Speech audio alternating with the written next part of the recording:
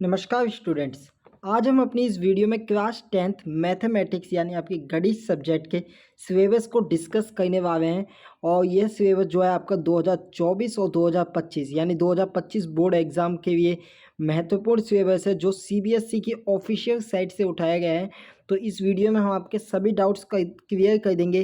किस चैप्टर से कौन कौन से टॉपिक पूछे जाएंगे, उनका वेटेज क्या रहेगा, सब कुछ इस वीडियो में हम डिस्कस करने वाले हैं। इसलिए आपसे रिक्वेस्ट रहेगा कि आप हमारे साथ वीडियो में अंत तक बने रहिएगा। ना सिर्फ मैथमेटिक्स का बल्कि साइंस और एसएसटी का भी सिलेबस हमने इस चैनल पर डिस्कस किया है, तो आप हमारे चैनल पर जाकर वह वीडियो देख सकते हैं। इस चैनल पर एक खास प्लेलिस्ट बना दी जाएगी क्लास 10th को लेकर, 2024 और 2025 एग्जामिनेशन को लेकर। तो आपको किसी भी प्रकार की चिंता करने की आवश्यकता नहीं है। तो बिना किसी देरी के सबसे पहले हम वेटेजेस देख लेते हैं कि कहाँ से कितने नंबर के क्वेश्चन पूछे जाएंगे। तो इस बार जो है आपका जो है 7 यूनिट में जो है आपके मैथमेटिक्स के सिलेबस को जो है डिवाइड किया गया है। इनमें आपके सब चैप्टर भी हैं, उन चैप्टर्स को हम एक एक करके डिस्कस करेंगे। नंबर सिस्टम से आपके 6 नंबर के प्रश्न पूछे जाएंगे। अलजेब्रा का वेटेज सबसे ज़्यादा है, वहाँ से 20 नंबर के प्रश्न पूछे जाएंगे। कोऑर्डिनेट ज्योमेट्री का एक चैप्टर है, वहाँ से 6 नंबर का प्रश्न पूछा जाएगा। ज्योमेट्री से 15 नंबर के। ट्रिग्नोमेट्री जो बहुत इस बार आपके साथ एक तरीके से आपने 9th तक ट्रिग्नोमेट्री नहीं पढ़ी है, पहली बार होगा जब आप ट्रिग्नोमेट्री पढ़ेंगे 10th क्लास में इस बार, तो आपको शुभकामनाएं पहले से ही। मेंसुरेशन 10 नंबर का पूछा जाएगा। प्रोबेबिलिटी एंड स्टैटिक्स 11 नंबर का पूछा जाएगा, यानी कुल मिलाकर आपका 80 नंबर का पेपर होगा फाइनल। और 20 नंबर आपके इंटरनल असेसमेंट के होंगे। यहाँ आप अपनी स्क्रीन पर देख सकते हैं स्क्रीनशॉट, ये पूरा स्ट्रक्चर। अब हम बिना किसी देरी के एक एक यूनिट के साथ चैप्टर्स को डिस्कस करते जाएंगे। सबसे पहले नंबर सिस्टम।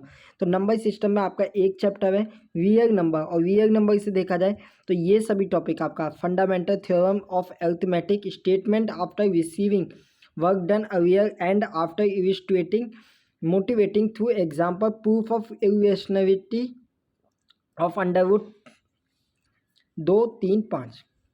यानी आपको एक तरीके से एक्सरसाइज 1.1 और एक्सरसाइज 1.2 इसमें आपके पूछे जाएंगे, और ये आपको अच्छी तरीके से प्रिपेयर कर लेना है। अगर आपके पास नई वाली एनसीईआरटी है तो आपको किसी भी प्रकार की आवश्यकता नहीं पड़ेगी।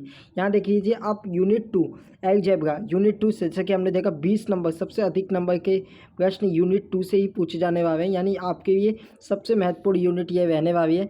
इसमें अगर हम बात करें चैप्टर्स की, तो इसमें सबसे पहला चैप्टर है, दूसरा जो चैप्टर है आपका एनसीईआरटी का पॉलिनोमियल्स। इसमें आपकी 2 एक्सरसाइज है जिसमें आपको जीरोस ऑफ पॉलिनोमियल्स आने चाहिए। उसके बाद relationship between zeros and coefficient of quadric polynomials, ये आपको अच्छी तरीके से आने चाहिए। यानी ये जो दो टॉपिक है इनसे रिलेटेड, यानी 2 एक्सरसाइज में ये आपका कवर हो जाएगा। अब हम बात करते हैं आपके अलजेब्रा यूनिट के एक और चैप्टर, यानी pair of linear equation in 2 variable. यानी अगर देखा जाए यहाँ से, तो यहाँ से भी सिलेबस रिड्यूस किया गया है। अगर देखा जाए तो pair of linear equation in 2 variable and graphical method of their solution, यानी ग्राफिकल मेथड से आपके प्रश्न आएंगे। Algebraic condition for number of solution of pair of linear equation in 2 variable algebraically by substitution by elimination, यानी जो आपका cross division method पहले पूछा जाता था वह इस बार नहीं है। यानी आपको एलिमिनेशन मेथड आना चाहिए, और सिचुएशनल प्रॉब्लम आपसे पूछ जाएंगी और सब्स्टिट्यूशन मेथड से रिलेटेड। तो ये तो बात हुई आपका अलजेब्रा की एक और चैप्टर की। तो अब हम आगे बात करते हैं क्वाड्रेटिक इक्वेशन की। तो क्वाड्रेटिक इक्वेशन का चैप्टर यहाँ पर आप देख सकते हैं कि आपको स्टैंडर्ड फॉर्म में जो क्वाड्रेटिक इक्वेशन की इससे रिलेटेड प्रश्न पूछे जाएंगे। यहाँ पर सॉल्यूशन ऑफ क्वाड्रेटिक इक्वेशन, यानी जो रियल रूट है आपको वो अच्छी तरीके से आना चाहिए, यानी फैक्टराइजेशन मेथड से। और क्वाड्रेटिक जो फॉर्मूला है और relationship between discriminant and nature of root, यानी ये जो सभी टॉपिक है आपका जो क्वाड्रेटिक इक्वेशन को सॉल्व करने का स्पेसिफिक फॉर्मूला है उससे रिलेटेड प्रश्न आ जाएंगे। इसका नेचर ऑफ रूट्स क्या होगा आपका, ये भी आपके प्रश्न पूछ जाएंगे। इसके अलावा situational problem based quadratic equation related day by day activities in, यानी जो आपके एनसीईआरटी में प्रश्न है वह भी आपके जो पूछे जाएंगे। तो ये तो बात हुई क्वाड्रेटिक इक्वेशन की।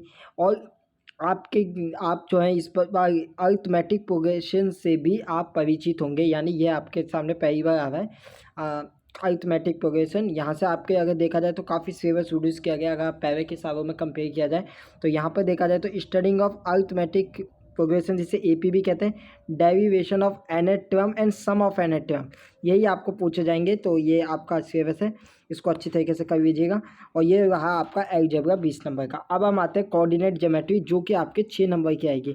तो कोऑर्डिनेट ज्योमेट्री का एक ही चैप्टर है कोऑर्डिनेट ज्योमेट्री। इसमें आपको जो है जिन टॉपिक पर अपनी पकड़ बनानी है उसमें है आपका concept of coordinate geometry, graphs of linear equation, distance formula and section formula. और सेक्शन फॉर्मूला में भी आपको स्पेसिफिकली इंटरनल डिवीजन पर फोकस करना है। अब हम आते हैं दूसरी सबसे बड़ी यूनिट यानी आपकी ज्योमेट्री की। और ज्योमेट्री का अगर वेटेज देखा जाए तो 15 नंबर का आपका ज्योमेट्री का वेटेज है। और ज्योमेट्री के अंदर जो है आपके 2 महत्वपूर्ण चैप्टर आते हैं। आपका ट्रायंगल चैप्टर, जिसका पूरा सिलेबस आप अपनी स्क्रीन पर देख सकते हैं। यहाँ पर आपकी थ्योरम दी गई हैं और किस तरीके से आपको आने वाले समय में हम और भी विस्तार से डिस्कस करेंगे।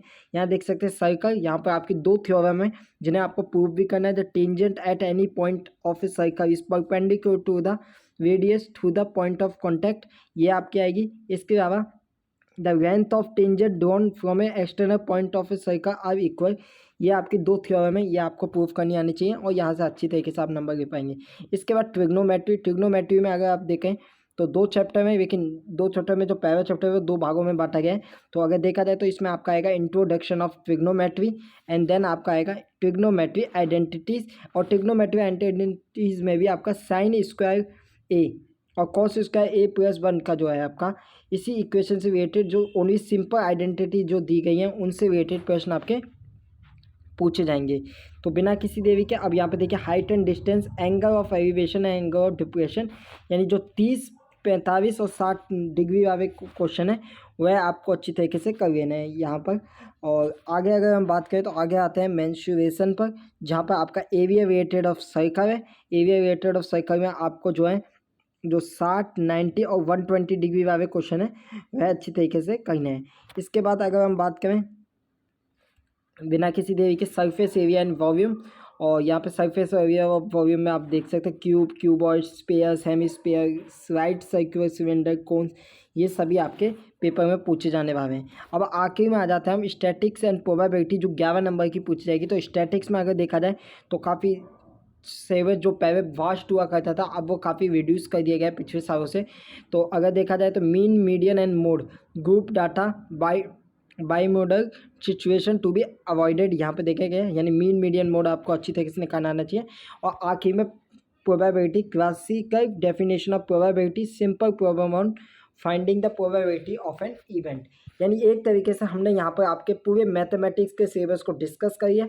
यहाँ आप ऑफिशियल साइट से दिए गए PDF का जो है स्क्रीनशॉट भी देख सकते हैं यहाँ पे, जिसके माध्यम से हमने आपके सामने ये पूरा सिलेबस डिस्कस किया है।